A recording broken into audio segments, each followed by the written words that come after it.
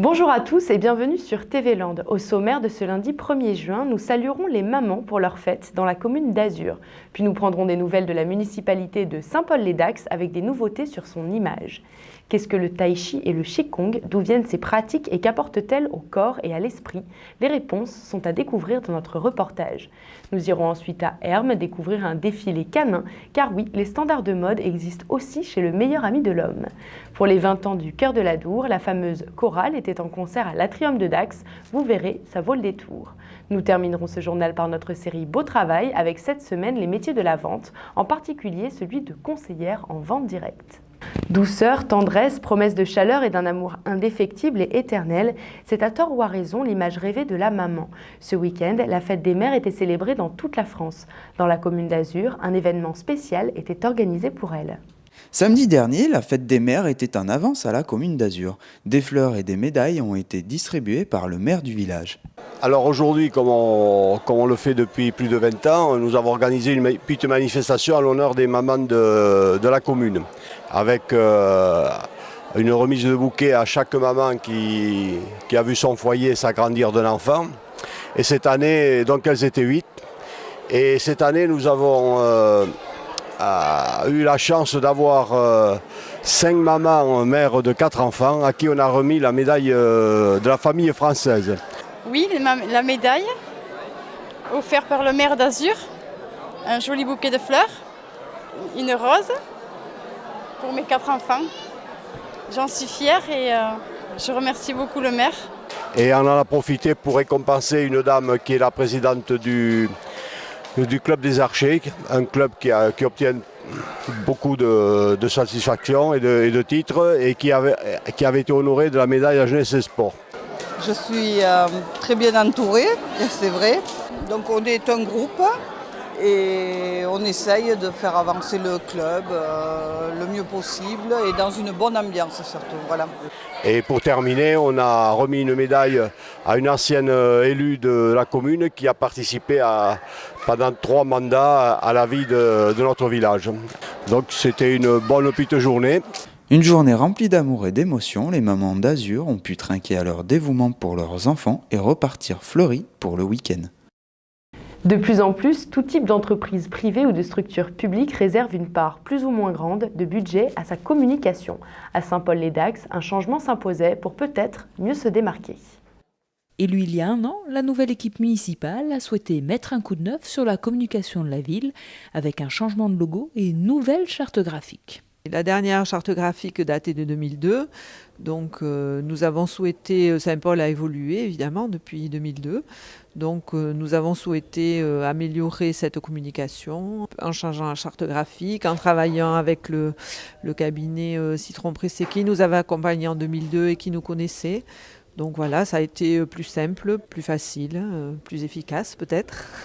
Exit l'ancien logo de Saint-Paul-les-Dax, plus au goût du jour, pour laisser place à une nouvelle identité visuelle qui se veut plus moderne. Beaucoup plus moderne effectivement en termes de typo parce que l'ancien datait de 2002 et la communication c'est un peu lié à la mode aussi, il y a des modes de typo qui changent donc il fallait quelque chose de beaucoup plus moderne et puis il fallait surtout quelque chose de beaucoup plus fort, quelque chose qui soit beaucoup plus incisif, qui soit un vrai signe de reconnaissance comme un label. Donc sur ce logo-là, on voit très fortement Saint-Paul et c'est important.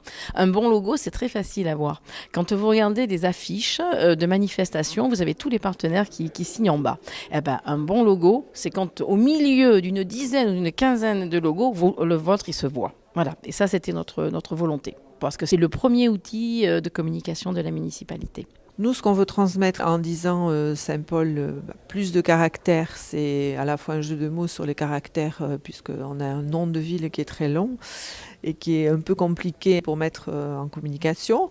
Et puis, c'est une ville, la ville est faite des citoyens qui y vivent, et donc évidemment différents caractères. C'était ce qu'on voulait mettre, les 2 choses que nous voulions apporter là-dessus. Des caractères différents, c'est ça qui fait une ville, c'est ça qui fait son identité. C'est les citoyens qui y vivent qui font cette identité de la ville et son dynamisme. Le carré bleu devient ainsi le symbole de la nouvelle communication de Saint-Paul-et-Dax, déclinable en fonction des domaines de compétences de la municipalité, et la nouvelle typographie effet miroir met le nom de Saint-Paul bien en avant afin de se démarquer de sa voisine. Ça, c'est une volonté forte, parce qu'en fait, les Dax, ça veut dire quoi? C'est-à-dire qu'on est près de Dax, mais Dax, c'est pas Saint-Paul, c'est une autre ville. Pas loin, certes, mais c'est une autre ville. Donc, si on veut être fort, il faut savoir ce qu'on veut mettre en avant.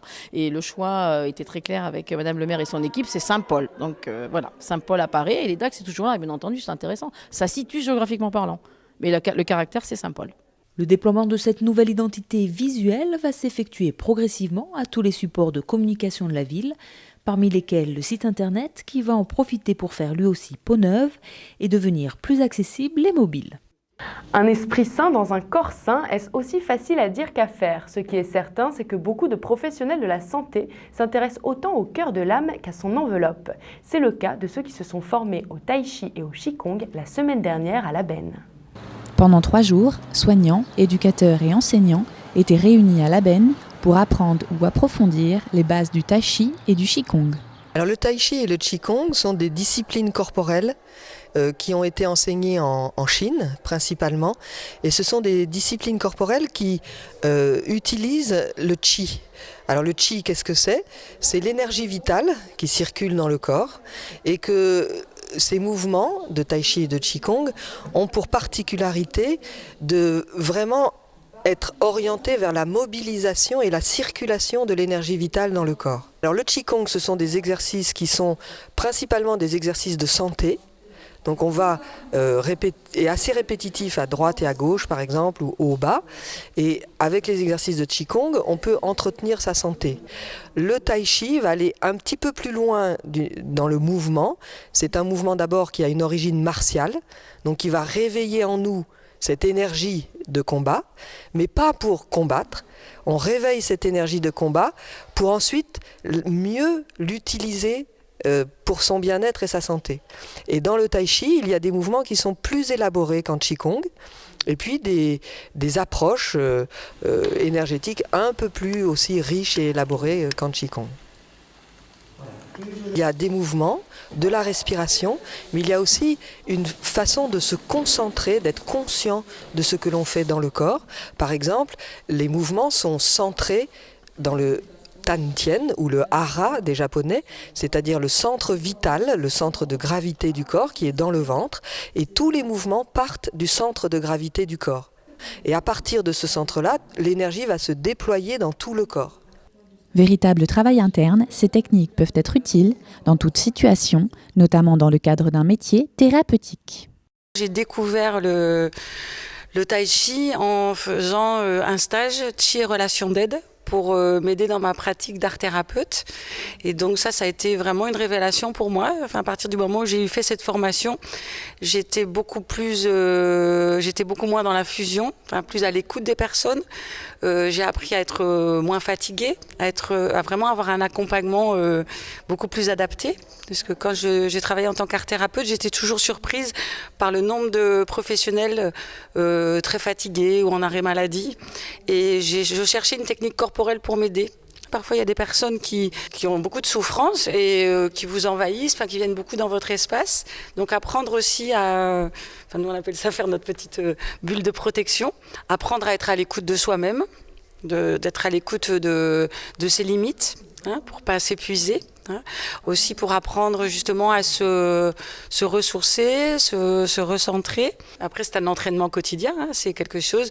C'est comme un art. Il faut travailler, il faut s'entraîner, et puis faire et refaire, et chacun à son rythme. Et pour ceux qui souhaiteraient essayer, les 21e Journées nationales du Qigong se dérouleront tout au long du mois de juin, partout en France. Toujours dans la posture, la tenue, pas forcément pour la santé, mais plutôt pour la gloire, à Hermes, les éleveurs canins sont venus en nombre pour présenter à un jury et au grand public leurs plus beaux chiens. À poil long ou à poil court, court sur pattes ou assez grand, 500 chiens venus de tout le sud-ouest étaient réunis dimanche sur le stade des pachydermes. Chiens de berger, de terrier ou de compagnie, les 10 groupes de chiens étaient répartis sur des stands pour être jugés.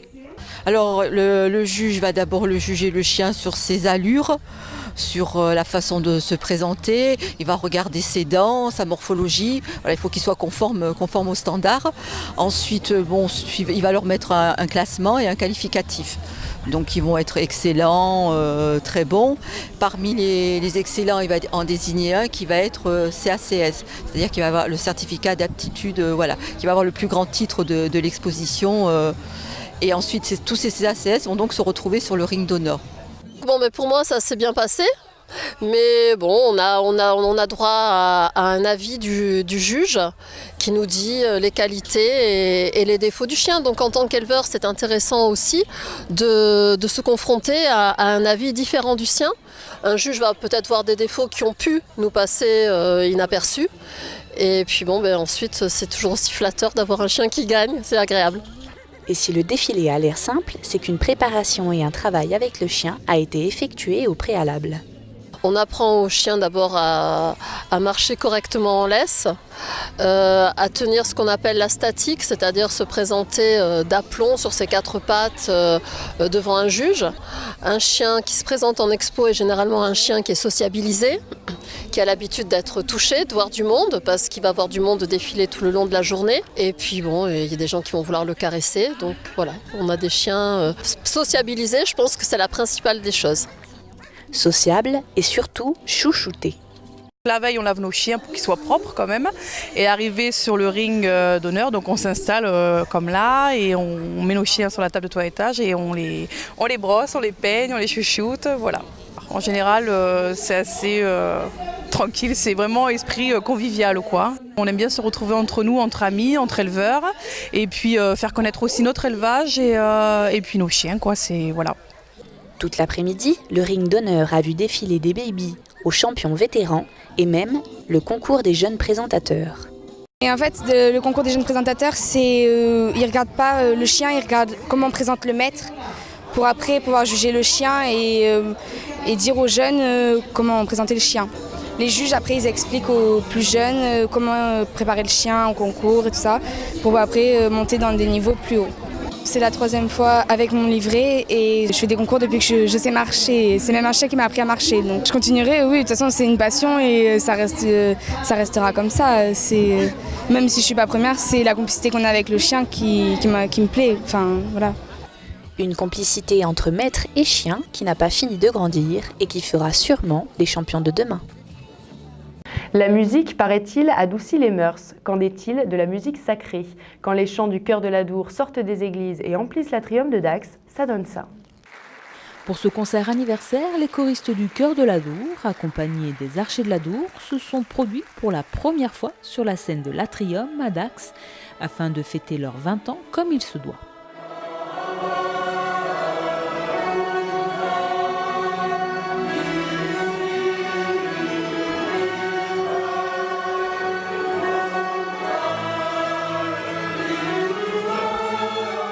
C'est exceptionnel. Je dois dire que je remercie par l'intermédiaire de votre média la mairie de Dax qui met gracieusement à notre disposition cette salle. Donc nous en profitons là aujourd'hui pour fêter notre anniversaire parce que c'est quand même une salle importante, c'est une scène nationale. C'est un lieu où effectivement on n'a pas l'habitude de chanter. On chante plutôt habituellement dans les églises à cause de l'acoustique. Là, ici, c'est un peu différent, c'est-à-dire qu'on a en plus la technologie qui est dévolue à ce type de salle.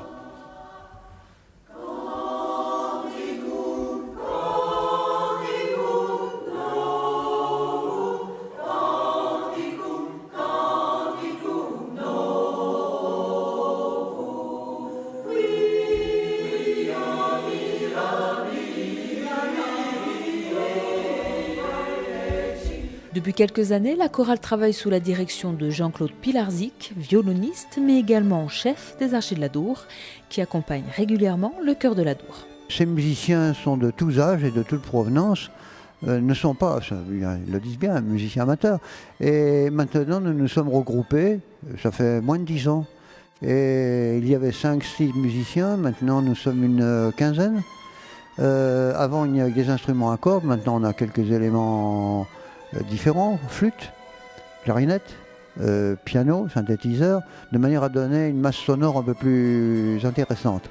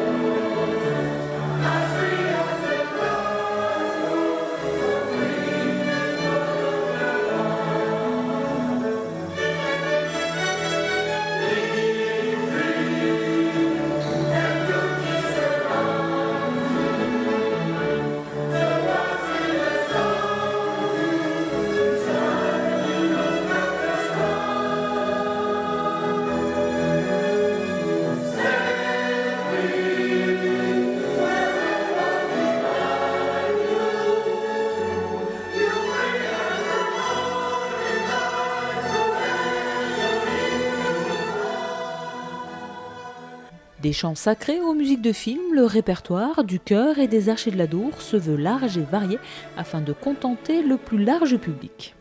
Il y a tango, musique de film, non, il y a de tout. La première partie est plutôt classique, disons. Ensuite, on se déchaîne et on s'évade.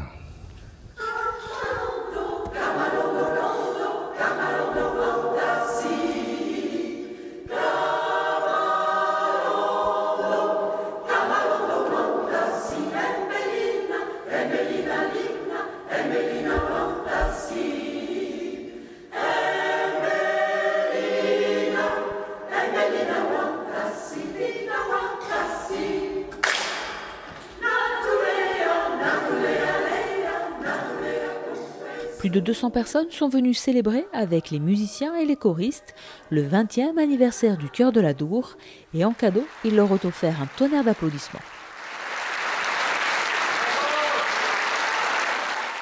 Nous terminons maintenant ce journal avec Florence, 48 ans, et son métier de conseillère en vente directe. Florence a 48 ans. Elle aime le jogging en forêt, les loisirs créatifs et son métier. Florence est conseillère en vente directe. J'organise des ventes à domicile. Je suis à la fois vendeuse, organisatrice d'événements et je gère les commandes et les livraisons. Il faut donc être organisé, avoir un bon relationnel et savoir se créer un réseau, car une vente, ça ne s'improvise pas. Madame, je suis sûr que vous avez besoin de cravate. La cravate football, regardez. Bien sûr, on cible notre clientèle. On a une vraie mission de conseil auprès de nos clientes. Ajoutez à cela qu'on organise son emploi du temps comme on veut et en fonction des objectifs que l'on a envie d'atteindre. J'ai commencé la vente directe pour avoir un complément de salaire et c'est devenu un vrai métier. Florence a été formée par son entreprise. Une conseillère gagne de 600 € à temps partiel à 2000 € à plein temps. 30 000 postes sont à pourvoir chaque année et des offres sont disponibles sur beautravail.org. Cravate, qui veut les cravates? Un beau lot de cravates. C'était Beau Travail avec le MEDEF. C'est la fin de cette édition, merci de l'avoir suivi. Je vous retrouve mercredi pour un nouveau journal sur TV Land, votre web télévision locale. À très bientôt.